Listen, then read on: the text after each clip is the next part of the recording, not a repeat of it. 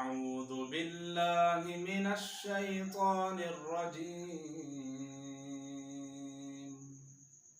بسم الله الرحمن الرحيم. لا أقسم بيوم القيامة ولا أقسم بالنفس اللوامة أيحسب الإنسان أن لن نجمع عظامه بلى قادرين على أن نسوي بنانه بل يريد الإنسان ليفجر أمامه يسأل أيان يوم القيامة فإذا برق البصر وخسف القمر وجمع الشمس والقمر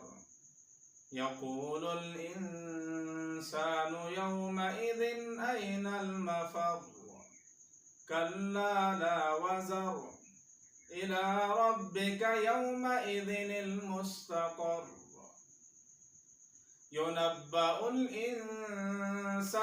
يومئذ بما قدم وأخر بل الإنسان على نفسه بصيرة ولو ألقى معاذيره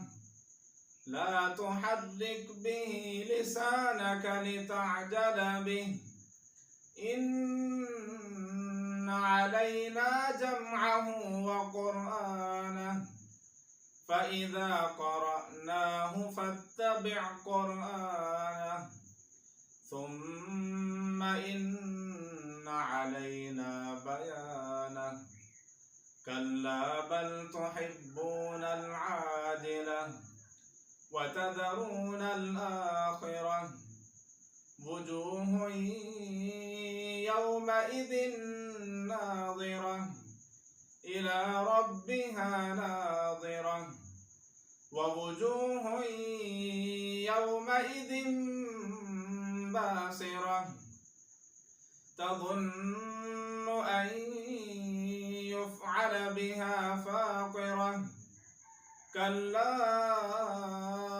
إذا بلغت التراقي وقيل من راق وظن أنه الفراق والتفت الساق بالساق إلى ربك يومئذ المساق فلا صدق ولا صلى ولكن كذب وتولى ثم ذهب إلى أهله يتمطى أولى لك فأولى ثم أولى لك فأولى أيحسب الإنسان أن يترك سدى ألم يكن نطفة من مني يمنى ثم كان علقة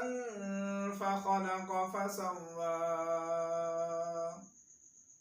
فجعل منه الزوجين الذكر والأنثى أليس ذلك بقادر على أن يحيي الموتى